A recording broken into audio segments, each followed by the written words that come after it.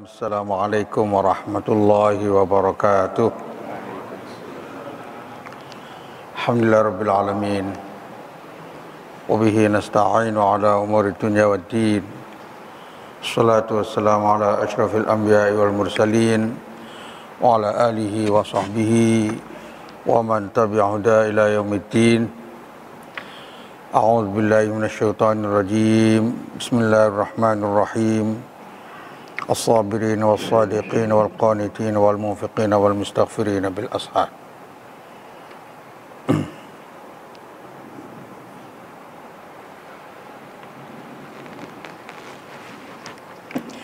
Bapak-bapak, ibu sekalian yang saya muliakan, kita mencoba melihat makna istighfar di dalam Al-Quran. Pertama, bahwa dalam Al-Quran kata-kata istighfar itu dari kata-kata ghafara yaghfiru maghfiratan wa ghufran. Kata-kata dari kata ghafara, ghafara artinya ampunan, mengampuni. Tapi kalau istighfar minta ampunan, itu kalau dalam bahasa Arab tambah alif sin dan ta itu meminta. Artinya ditambah alif sin dari ghafaro mengampuni, tetapi istighfar tambah itu artinya meminta ampunan. Nah, kalau diperhatikan dalam Al-Quran ini kata-kata istighfar, saya melihat ada tiga makna. Ada tiga makna. Yang pertama adalah kata-kata istighfar artinya meminta ampunan dari dosa secara umum. Istighfar seperti di dalam surat Yusuf ayat 29 yang mengetahui cerita tentang Nabi Yusuf dengan Zulaikha. Saat itu Nabi Yusuf diperintah oleh Allah, Yusuf a'rid an hadha. Yusuf, berpalinglah dari ini, dari perbuatan yang tidak baik, karena istrinya Al-Aziz menggoda Nabi Yusuf. Tapi kepada istrinya dikatakan wastaghfiri li dzambik, dan engkau wahai Zulaikha mintalah ampun atas dosamu. Ini minta ampun atas dosa. Ini makna yang pertama. Makna yang kedua,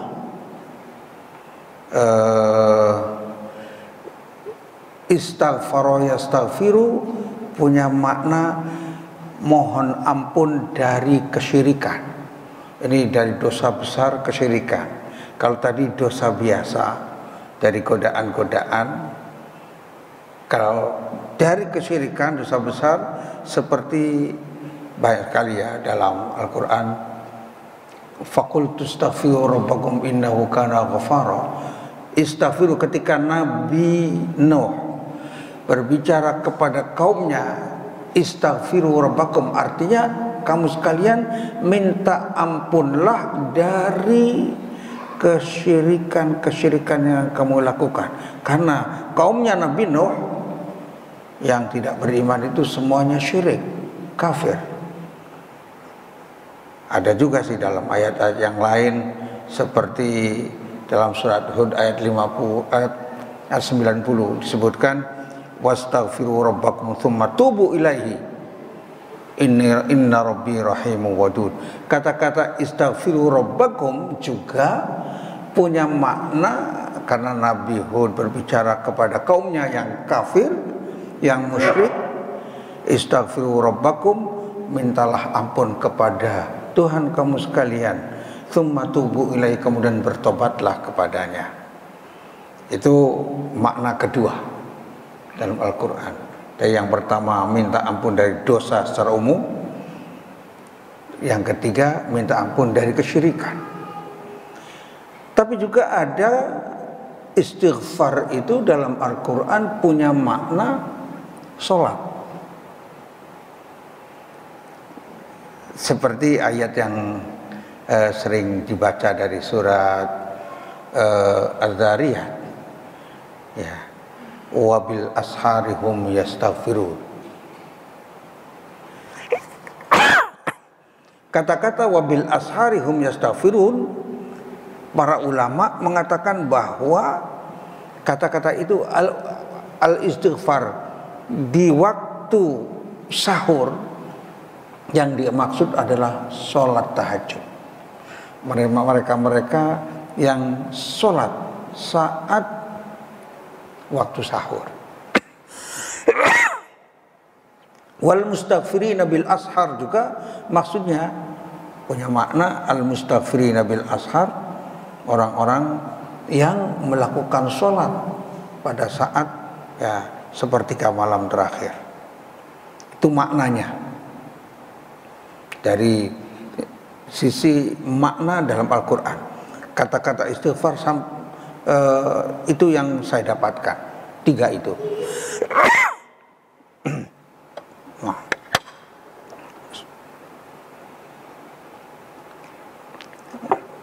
Makna minta ampun dari dosa secara umum, yang kedua minta ampun dari dosa kesyirikan, yang ketiga punya makna sholat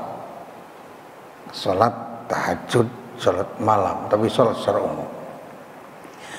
Nah kemudian kalau dilihat dalam Al-Quran tentang fadilah-fadilah atau ayat-ayat yang menyebutkan tentang istighfar ini sangat banyak.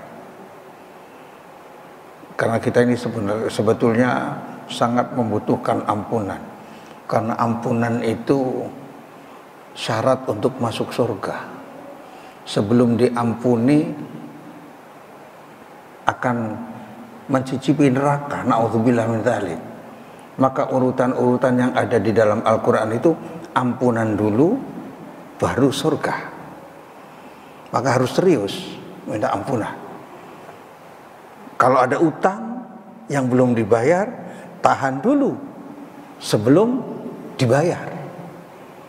Kalau sudah meninggal, sini repotnya kalau dalam hisab masih ada utang yang belum dibayar, maka akan ditahan dulu.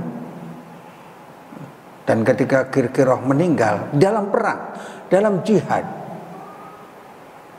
Kirkiroh ini nampaknya mengambil baju besi sebelum dibagikan. Dalam perang itu kan ada rampasan perang. Nah sebelum dibagikan itu sudah mengambil duluan, kemudian meninggal. Rasulullah tidak mau menyolati. Karena apa? Mengambil makanan sesuatu yang haram. Di sini urgensinya makan halal itu. Maka kalau kita teliti Al-Quran, makan halal itu lebih dulu sebelum beramal soleh. Ya ayyuhar rusul, kulu minat thayyibati wa'malu sholihah. Makanlah yang thayyib-thayyib, yang halal-halal, dan beramal solehnya. Karena dari makanan yang halal itu akan menghasilkan amalan-amalan yang soleh. Setiap sel-sel kita, sel tubuh ini kalau dihasilkan dari makanan yang haram, maka sel itu lebih cenderung untuk masuk neraka. Na'udzubillah min dzalik. Maka harus dibersihkan. Kalau dalam riwayat-riwayat bahwa ada seseorang gara-gara makan kurma yang haram kemudian tidak diterima doanya 40 hari. Bagaimana kalau banyak yang haram? Nah, istighfar. Maka sangat butuh kita itu terhadap istighfar ini ya, untuk membersihkan. Kita banyak sekali dosa-dosanya, maka perlu mengokohkan istighfar ini. Sampai-sampai dalam banyak riwayat, nah, hujan bisa tidak diturunkan gara-gara adanya orang-orang yang tidak pernah bersyukur dan tidak pernah istighfar, minta ampun.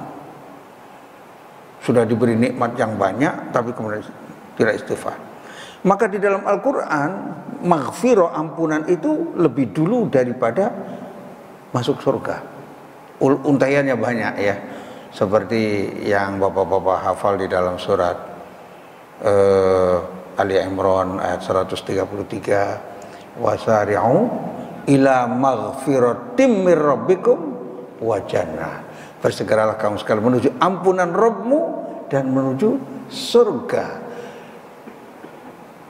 Wa jannatin ardha samawati wal ardh, yang seluas langit dan bumi. Itu ampunan dulu. Dalam ya banyak dalam seperti dalam surat At-Tahrim juga, ya ayyuhalladzina amanu tubu ilallahi taubatan nasuha. Kemudian asa rabbukum ayyukaffira ankum sayyi'atikum wa yudkhilakum jannah. Artinya, wahai orang-orang Islam, ya ayyuhalladzina tubu ilallahi, tobatlah kepada Allah Subhanahu wa taala, taubatan nasuha, dengan tobat yang sungguh-sungguh. Taubatan nasuha. Kalau sudah tobat, asa rabbukum, pakai asa, semoga, karena tidak semua yang minta ampun itu diampuni, tergantung daripada keseriusannya. Taubatan nasuha atau taubatan yang diulang, dosanya yang diulang terus menerus. Asa rabbukum ayyukaffira ankum, semoga Tuhanmu menghapuskan kesalahanmu. Jadi dihapuskan kesalahan, baru wa yudkhilakum jannah, jannatin tajri min tahtiha. Baru setelah diampuni dosanya, barulah dimasukkan dalam surganya. Dan istighfar ini penting sekali, minta ampun ke orang, serius. Maka dalam Al-Quran itu disebutkan banyak hal. Contoh dari surat Al-Baqarah ayat 199 disebutkan. Ini enggak nampak ya. Setelah thumma afidu min haitsu afadhan nas wastaghfirullah innallaha ghafurur rahim. Jadi setelah melakukan ibadah haji, sudah ifadah seluruhnya ya, maka tetap minta ampunlah kepada Allah Subhanahu wa taala. Ini perintah. Walaupun kita sudah melakukan amalan-amalan soleh yang banyak, tetap minta ampun, tetap istighfar. Saking pentingnya istighfar. Orang-orang yang ahli surga, muttaqin, itu mereka-mereka itu yang dalam surat Ali Imran ayat 17 disebutkan wal mustaghfirina bil ashar.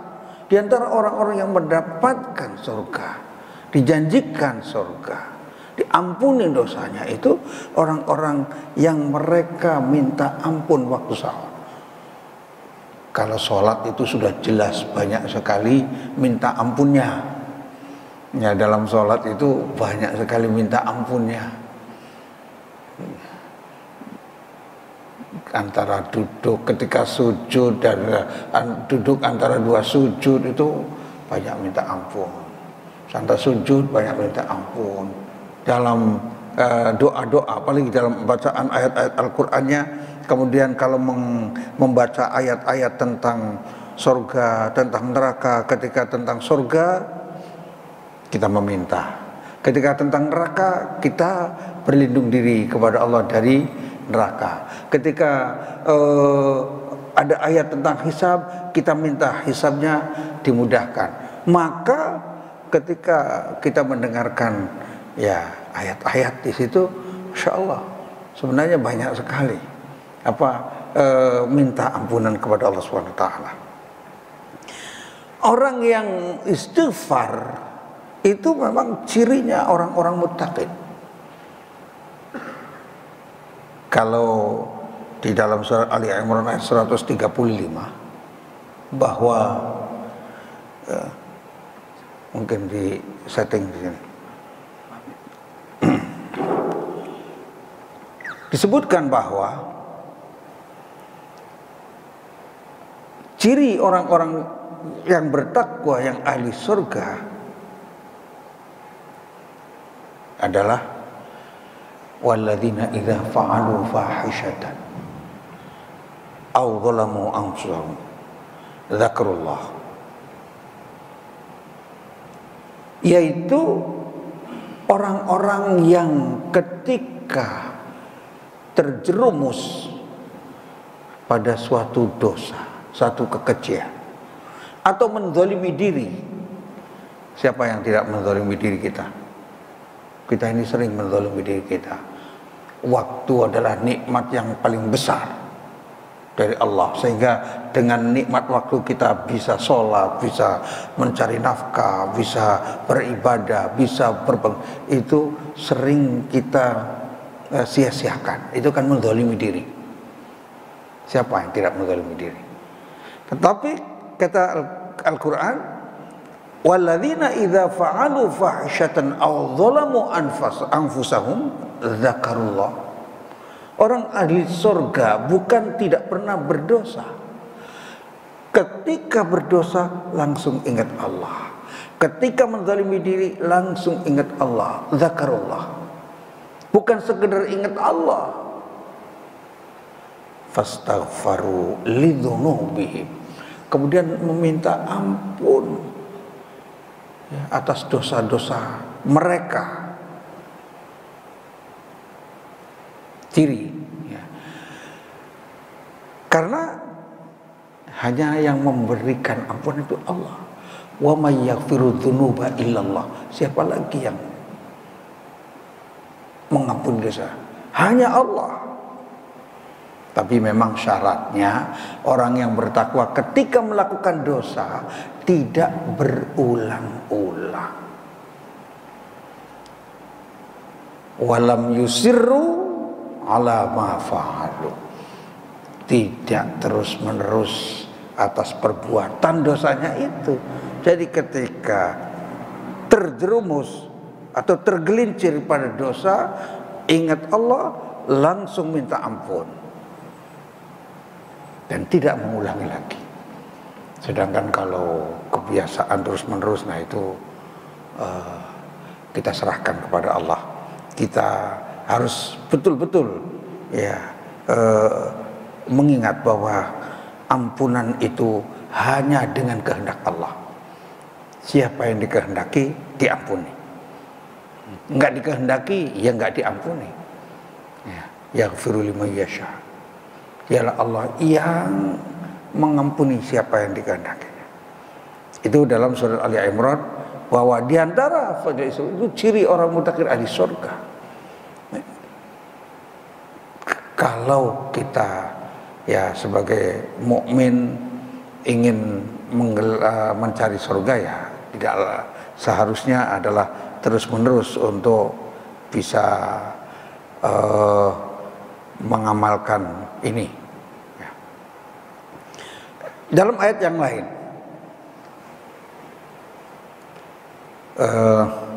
surat Ali Imran ayat 159,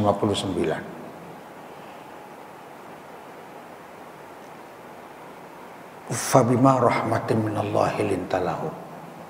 Ini memuji Nabi, fabima rahmatin minallah. Kalau bukan karena rahmat dari Allah, ya, atau hanya karena rahmat dari Allah, berkat rahmat dari Allah, lintah lahum, kamu Muhammad bersifat lembut kepada mereka, kepada umat manusia, kepada umatnya.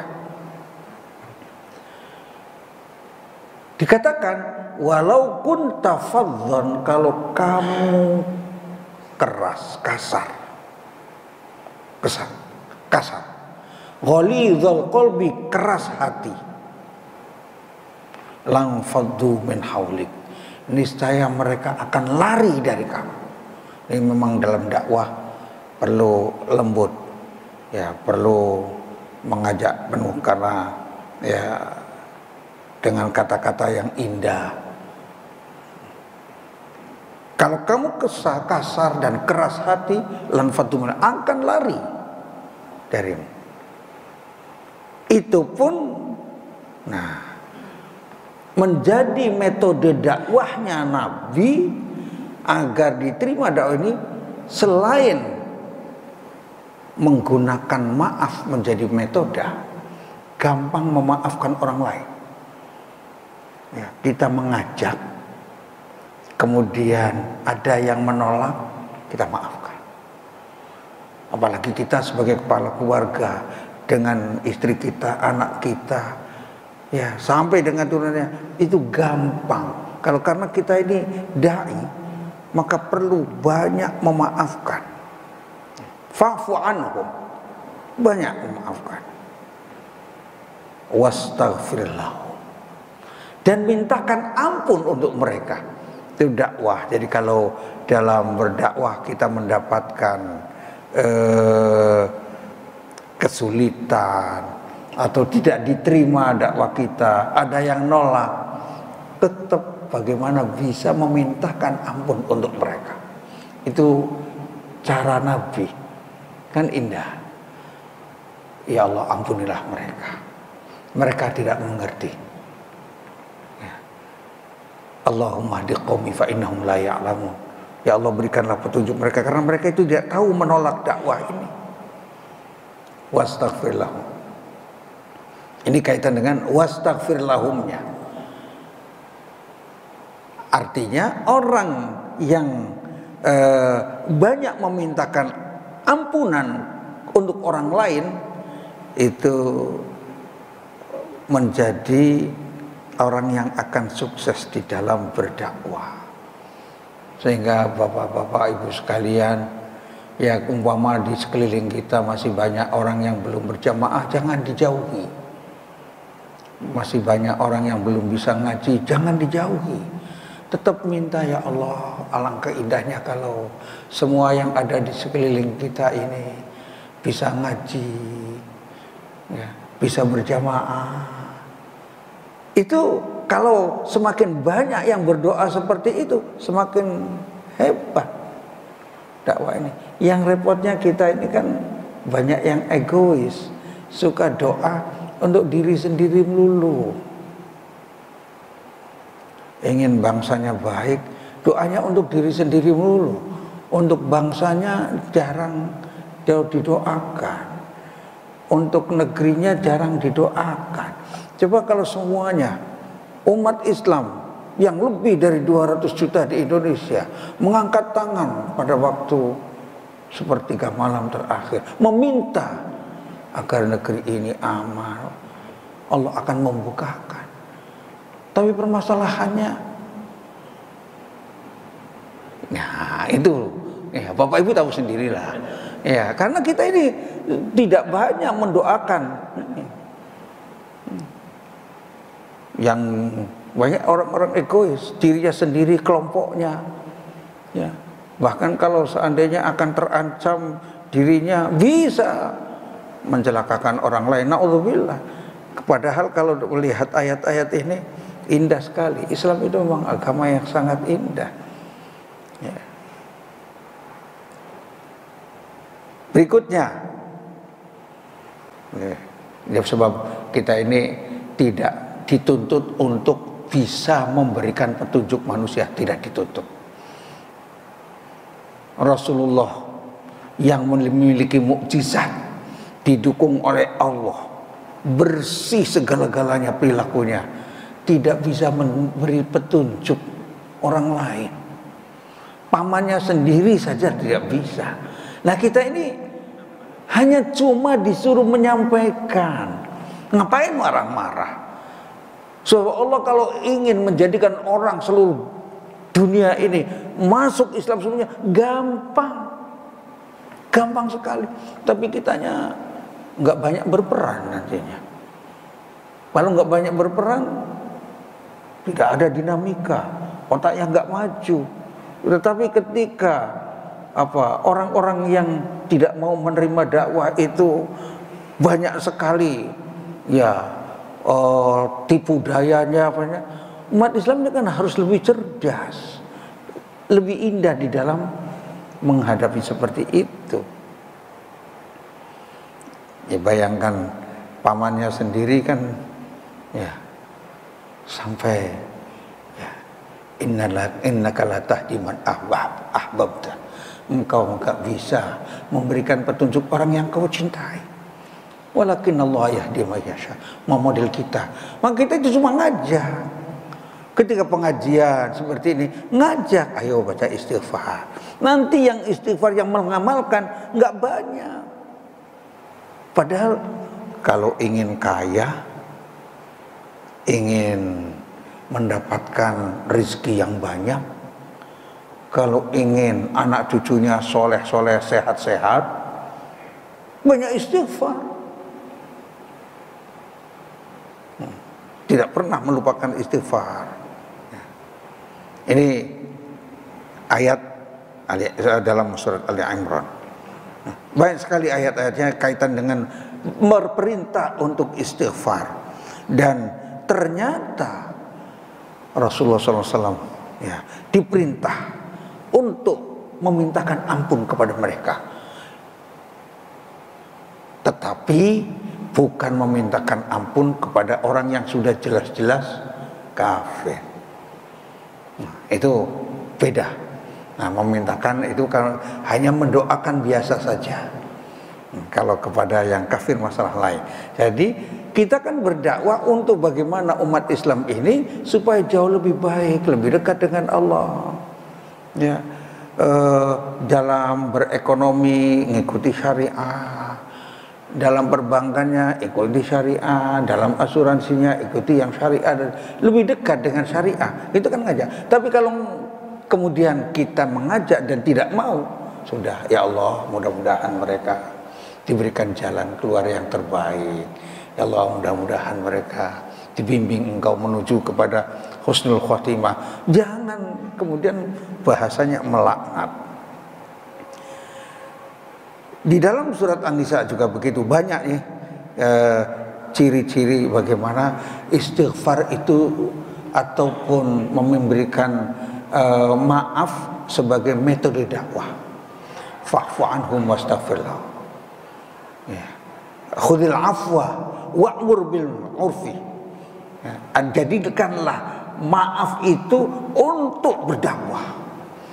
Jadi gampang, sebab pusing sendiri kalau kita ngajak ya di RT, di RW ngajak pengajian aja sulitnya setengah mati, iya kan? Tapi kalau untuk hura-hura gampang. Nah, kita yang wah udah tidak boleh, tetap saja dalam doa kita, dalam tahajud kita bayangkan orang-orang yang dekat kita yang ingin kita ajak itu. Di dalam tahajud kita masukkan, ya Allah. Ya, bapak-bapak yang khutbah juga ketika duduk antara dua khutbah, doakanlah jamaah yang di depannya itu. Ya Allah, mudah-mudahan mereka ini mendapatkan ya bimbingan dari Allah untuk lebih dekat kepada Allah, supaya takwa, mau melaksanakan apa yang disampaikan dari ayat-ayat, dari hadis-hadis. Begitu. Ini ajaran. Segera saja, ini fadilahnya yang saya ingin nyampaikan. Di antara fadilah yang ada di dalam itu adalah contoh di dalam surat yaitu Nuh. A'udzubillahi minasyaitonir rajim. Faqultu astaghfiru. Ya, a'udzubillahi minasyaitonir rajim. Faqultu astaghfiru rabbakum innahu kana ghaffara. Ketika Nabi Nuh mengajak kaumnya Istaghfiru rabbakum. Mintalah ampun kepada Tuhan kamu sekalian, kepada Rabb. Innahu kana ghafur. Sesungguhnya Allah Maha Pengampun. Yang indah-indah daripada istighfar itu di antaranya yursilis samaa'a 'alaikum midrara, mengirimkan air hujan yang lebat, bukan lebat yang membuat banjir. Kenapa lebat yang tidak membuat banjir?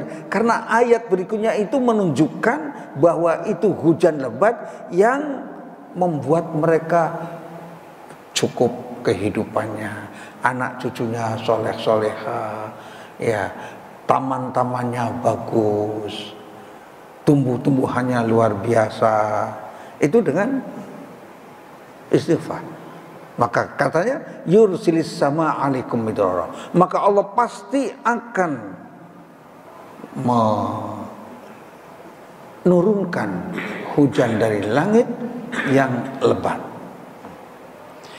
Setelah itu, bahwa lebatnya hujan yang diturunkan Allah karena istighfar, karena minta ampun, yang baik, yang tidak membahayakan. Setelah yursilis sama alaikum midrara wa yumdidkum bi amwal, dan pasti Allah akan menambah kepada kamu sekalian dengan harta.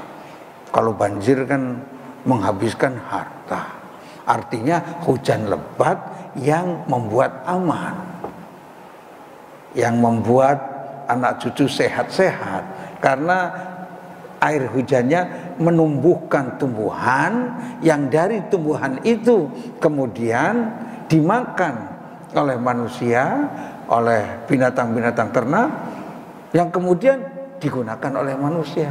Maka yumdidkum bi amwal, dengan harta-harta. Ulama menyatakan bahwa harta ini harta-harta yang halal, bi amwal. Kemudian wabanin, dan Allah akan memberikan anak cucu, disebutkan yang sehat-sehat. Karena apa?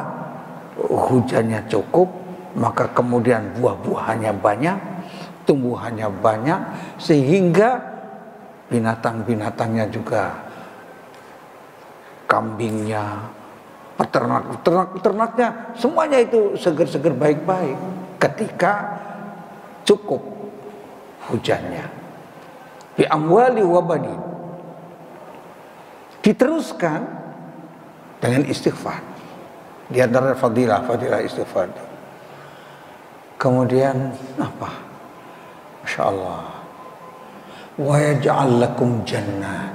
Allah akan menjadikan untuk kamu sekalian taman-taman, kebun-kebun, ya.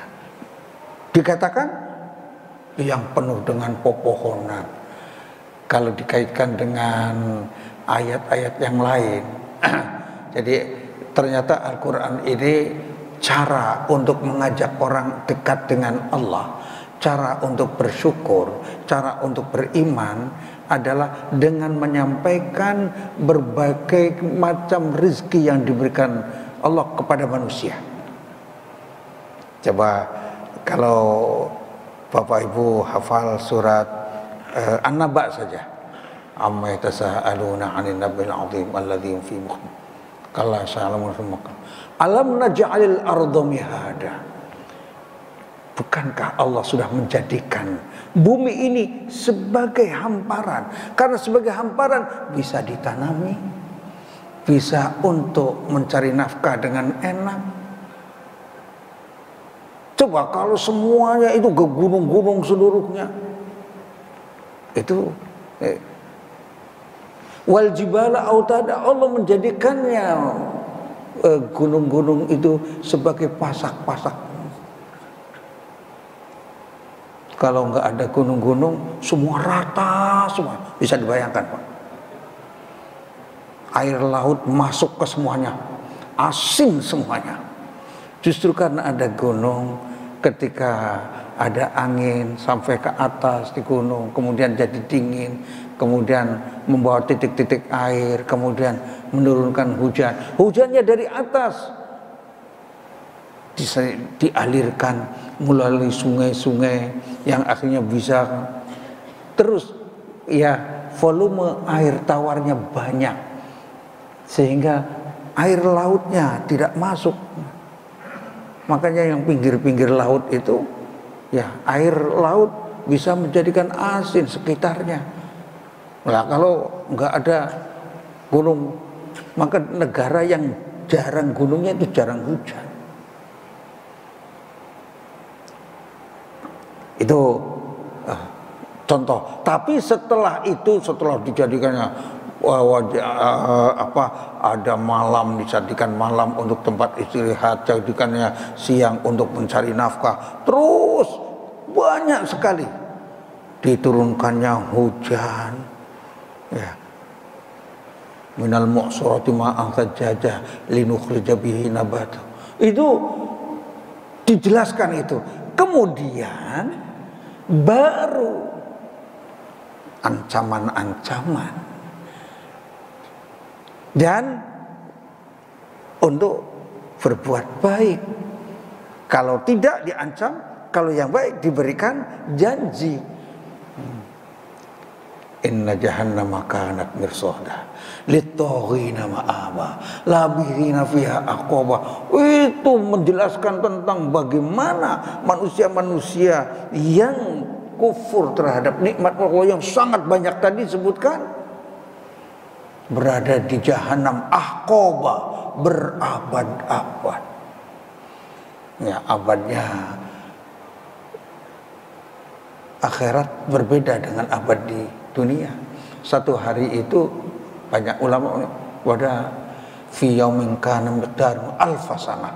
Satu harinya itu sama dengan 1000 tahun di dunia. Bisa bayangkan. Lah kalau berabad-abad, kalau kita nggak semakin dekat dengan Allah. Tapi janjinya di ujung itu kan innalil muttaqina mafaza. Tapi bagi orang-orang yang bertakwa, yang tahu bersyukur, tahu beribadah, menggunakan nikmatnya untuk kepentingan agama Allah, mendapatkan mafaza, kemenangan, keberuntungan. Dijelaskan nikmat-nikmatnya. Itu jadi nampaknya Al-Quran di dalam menggait manusia untuk lebih dekat dengan Allah dengan memberikan nikmat yang diberikan Allah sangat banyak. Maka dekatlah kepada Allah, bersyukurlah. Itu kebanyakan, tidak memaksa. Kalau sudah diberi itu kemudian tetap tidak mau dekat dengan Allah, tidak mau istighfar, masalah lain. Ini tentang istighfar di dalam Al-Quran yang punya makna 3 dan fadilahnya sangat banyak, termasuk banyak memberikan rizki apa segala macam itu. Ya, mudah-mudahan bisa dilanjutkan pada bulan yang akan datang. Aqulu qouli hadza wa astaghfirullah li wa lakum. Wassalamualaikum warahmatullahi wabarakatuh.